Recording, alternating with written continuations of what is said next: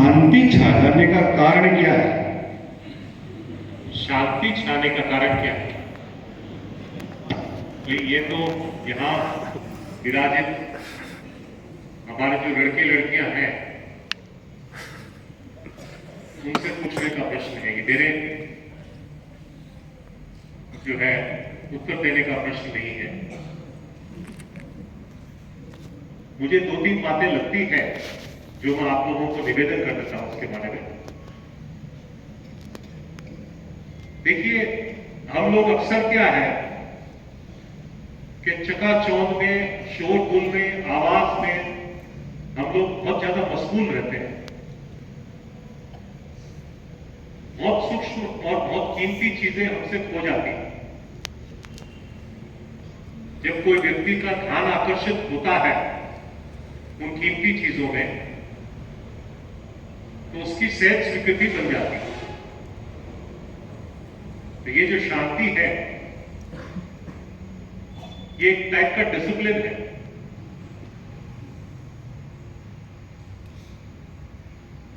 और ये आदमी, जैसे मैंने पहले कहा कि नियम पालन करके आदमी सुखी होता है।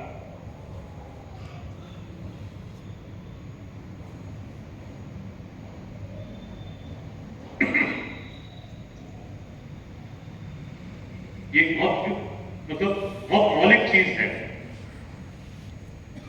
और ये जैसे जैसे लोगों को समझ में आता है वैसे वैसे नियम का पालन सहज होता है। फिर डंडा लेके नियम का पालन कराने की आवश्यकता नहीं रहती।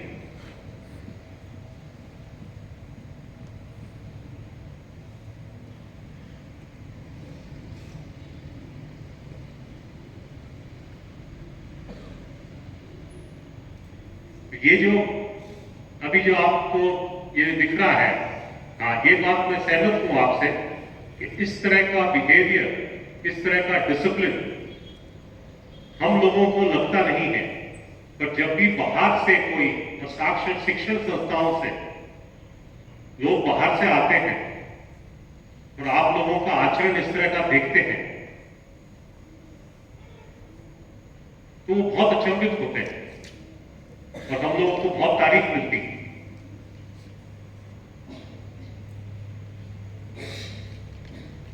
कहते हैं कि आपके बच्चे बहुत नियंत्रित हैं।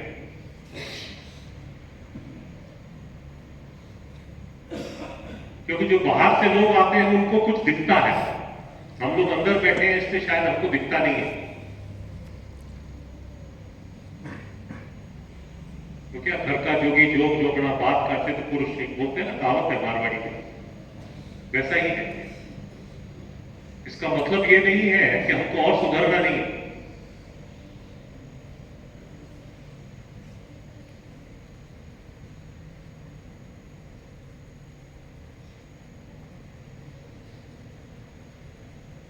दूसरा जो बात कि जो टॉप के लोग हैं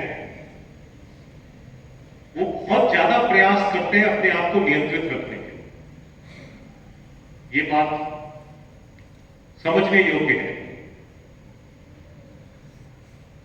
यहां जो गांधी विद्यालय में कार्यरत ऐसे बहुत से लोग हैं जो अत्यंत नियंत्रित हैं,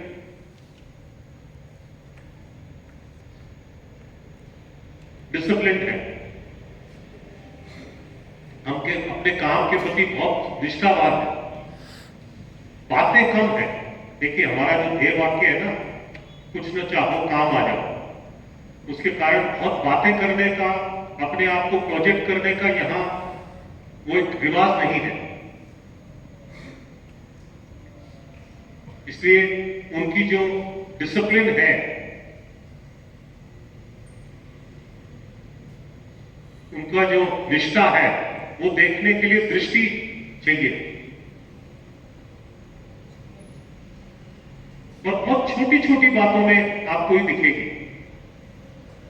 जैसे यहां अभी ये प्रार्थना की जगह में बैठे हुए हैं, ये बहुत रेयरली होता है कि ये लोग कोई प्रार्थना मिस किए। इतने साल से मैं देखता हूं, कभी आपने देखा है कि ये लोग कभी लेट आए? और इसके बारे में कोई शोशाबाजी नहीं है, कोई बोलचाल नहीं है कि हमने ये कर दिया, हमने वो कर दिया। अब जितेंद्र जी जो है तबला बजाते हैं, यहां टीचर भी है, बरसों तक हर मंगलवार को निःशुल्क यहां आके तबला बजाते हैं, इसका कोई पैसा नहीं लिया, अपने आप अपने घर से हर मंगलवार आता था और यहां तबला बजाने के लिए। किसी ने बुलाया नहीं, किसी ने यह नहीं कहा कि जितेंद्र तुम आके तबला बजा दो।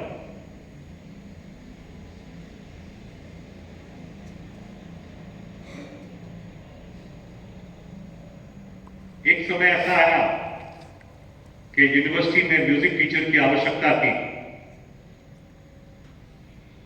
और सिलेक्शन प्रोसेस में इनका सिलेक्शन भी हो गया, तो उसके लिए इन्होंने कोई तबला नहीं बजाया प्रार्थना में।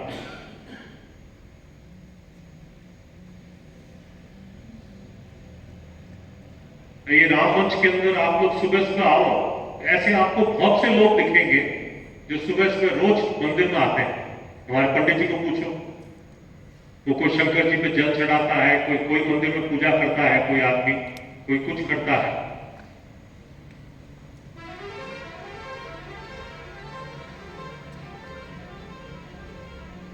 और यहां ये सब चीजों की बातें नहीं है,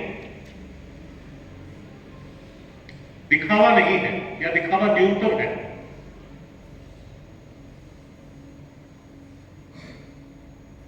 और ये जो माहौल है इसका प्रभाव भी है।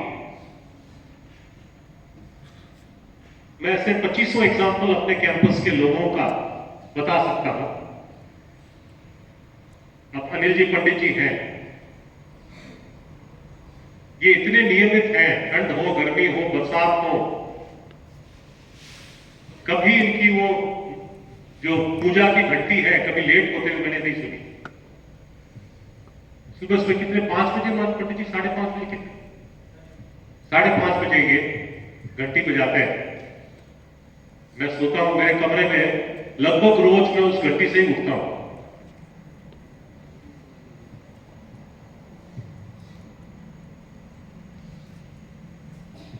और मेरे को अलार्म लगाने की जरूरत नहीं है, क्योंकि इनकी घंटी बजी जाती है। मंदिर में आरती करते हैं ये, और चाहे ठंड हो गर्मी हो कुछ भी हो।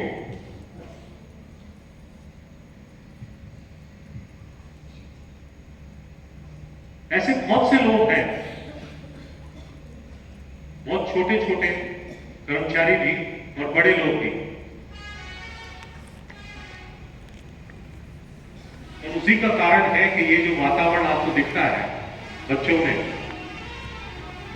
देखिए संस्कार जो है प्रवचन देने से नहीं आता, बोलने से संस्कार नहीं आता।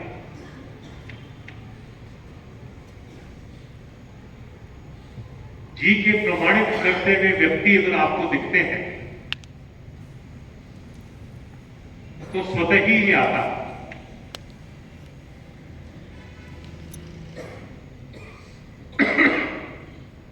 एक छोटा सा प्रश्न हम एक और ले सकते हैं, किसी का अगर हो, 2-4 मिनट बाकी है।